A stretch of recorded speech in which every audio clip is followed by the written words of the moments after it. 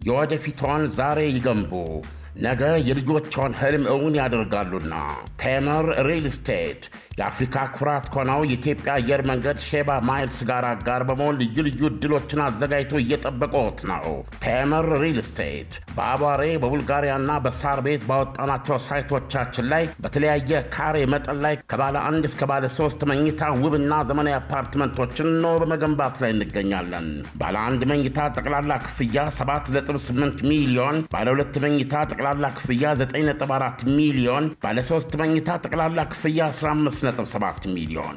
ያስተውሉ፣ ከመረጡት መኖሪያ ቤት ጠቅላላ ክፍያ 20% ቅድሚያ ክፍያ በመክፈል የቤት ባለቤት መሆን የሚችሉበትን አማራጭ ያዘጋጀን ሲሆን እንዳከፋፈሎ ሁኔታ ደግሞ ከ10 እስከ 35% ታላቅ ቅናሽ አድርገን እንጠብቀዎታለን። በቀሪ ክፍያው ላይ በዶላር ምንዛሬ መጨመርም ሆነ በኑሮ ውድነት ወደፊት ምንም አይነት የዋጋ ጭማሪ እንደማይኖር ስንገልጽልዎ በደስታ ነው። በተጨማሪም ንግዶን ያዘምኑ ዘንድ በፒያሳና በገላን ከ2.5 ሚሊዮን ብር ጀምሮ የተለያዩ ዘመናዊ የንግድ ሱቅ አማራጮችን አቅርበንልዎታል። ለበለጠ መረጃ በስክሪኑ ላይ ባለው ስልክ ቁጥር ይደውሉልን። ቴምር ሪል ስቴት።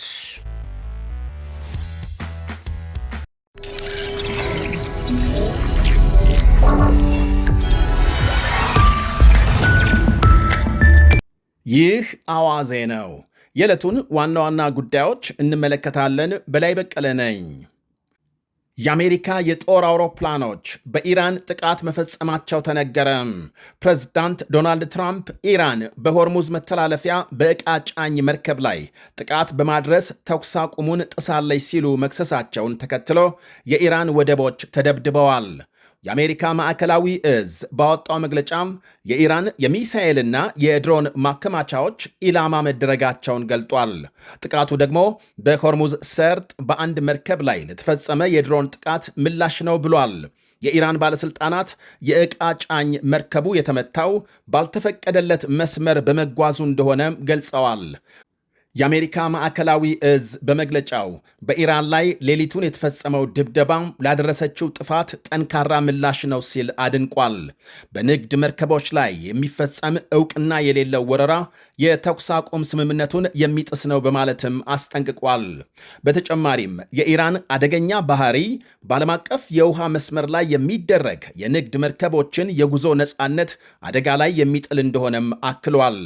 የአሜሪካ ጦር በሆርሙዝ ሰርጥ የሚተላለፉ መርከቦችን ደህንነት አስተማማኝ ለማድረግ ተጨማሪ እርምጃዎች እንደሚወስድ ገልጧል። የኢራን ውጭ ጉዳይ ሚኒስቴር በበኩሉ ዛሬ ባወጣው መግለጫም የአሜሪካ ጥቃት በሁለቱ ሀገሮች መካከል የተደረሰውን ጊዜያዊ ስምምነት በግልጽ የጣሰ ነው ሲል አውግዟል። በኢራን ዜና አገልግሎት በኩል የተነበበው የሀገሪቱ አብዮታዊ የበላይ ጦር መግለጫ ደግሞ በቀጠናው ባሉ የአሜሪካ ጦር ይዞታዎች ላይ የምላሽ ጥቃት መፈጸሙን አሳውቋል። የአሜሪካ ባህር ኃይል ጣቢያ የሚገኝባት ባህሬን በርካታ የኢራን ድሮኖች እንደተወነጨፉባት ሲነገር የሀገሪቱ ውጭ ጉዳይ ሚኒስቴር የኢራን ጥቃት እየተካሄደ ያለውን የሰላም ጥረት የማደናቀፍ ሙከራ ነው ሲል አውግዟል። ዛሬ ጠዋት የሀገሪቱን ሉዓላዊነት አደጋ ላይ የጣለ ተከታታይ የድሮን ጥቃት መፈጸሙን በመግለጽ የብሪታንያ የባህር ንግድ ተቋም በበኩሉ ሌላ የነዳጅ መርከብ ማንነቱ ባልታወቀ ድሮን በሆርሙዝ ሰርጥ ጥቃት እንደተፈጸመበት አመልክቷል። መርከቡ ላይ መጠነኛ ጉዳት ከመድረሱ ውጪ ሰራተኞቹ መትረፋቸውንና መርከቡ የፓናማ ንብረት መሆኑን አክሏል።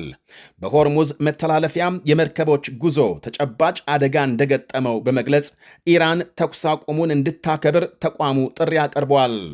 እናም አሁን ኢራንና አሜሪካ በወረቀት ላይ ተፈራርመው በተግባር ግን ወደ ጸብ ተመልሰው መግባታቸው በሆርሙዝ መተላለፊያ መከፈት መነቃቃት ላሳየው የዓለም ኢኮኖሚ ትልቅ ድንጋጤ ነው ይላሉ ተንታኞች።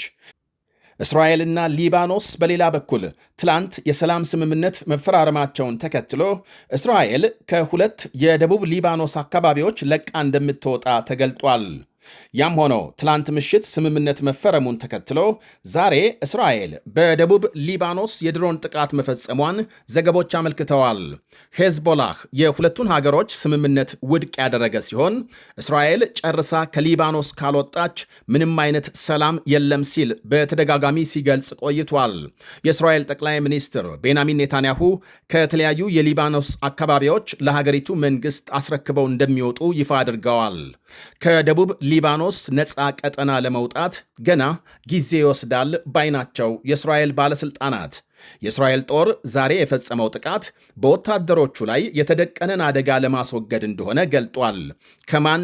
ከሄዝቦላህ የተደቀነ አደጋም። በቬንዙዌላም የመሬት ነውጥ ሕፃን ልጇን ለማዳን ስትሞክር ሕይወቷ ያለፈው እናት ሰፊ መነጋገሪያ ሆናለች። አንድሪያ ትባላለች።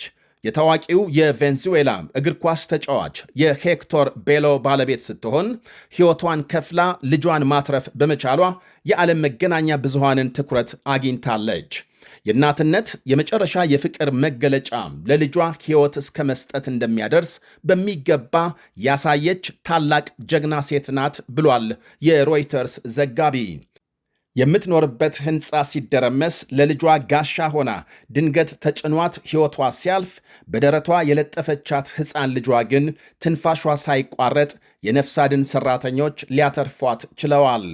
አደጋው ሲደርስ ቤት ያልነበረው ባለቤቷ ሄክቶር እጅግ በድንጋጤና በሐዘን ባሰራጨው ጽሑፍ በሞት የተለየችውን ባለቤቱን እንዲህ ያናግራታል። የኔ ፍቅር፣ ለልጃችን እንዴት ሕይወቷን እንዳተረፍሽ ያንቺን ሕይወት አሳጥረሽ የእርሷን እንዳስረዘምሽ ነፍስ ስታቅ በደንብ ነግራታለሁ። በልጅሽ ቀልድ የማታቂ ብልህና ታላቅ ሴት እንደነበርሽ አስረዳታለሁ። በጭንቅና በስቃይሽ ጊዜ አብሬሽ ባለመሆኔ በጣም አዝኛለሁ፣ ዘላለም ይቆጨኛል ሲል የብዙዎችን ስሜት የነካ ጽሑፍ አጋርቷል። በክፍለ ዘመኑ ታይቶ ያልታወቀ በተባለው ከባድ የመሬት ነውጥ እስካሁን 1000 ሰዎች መሞታቸው ሲረጋገጥ ከ5000 በላይ መቁሰላቸው ይነገራል። በመቶዎች ከሚቆጠሩ ሕንፃዎችና ቤቶች ፍርስራሽ ስር በሕይወት የተረፉ ካሉ ለማውጣት ሰፊ የነፍስ አድን ሥራ እየተካሄደ መሆኑ ሲነገር ከ2000 በላይ የዓለም አቀፍ የነፍስ አድን ሠራተኞች ጭምር መሳተፋቸው ተመልክቷል። ከአደጋው ስፋትና ከጠፉ ሰዎች ብዛት አኳያ የሟቾች ቁጥር 10,000 ሊደርስ እንደሚችል እየተነገረ ነው።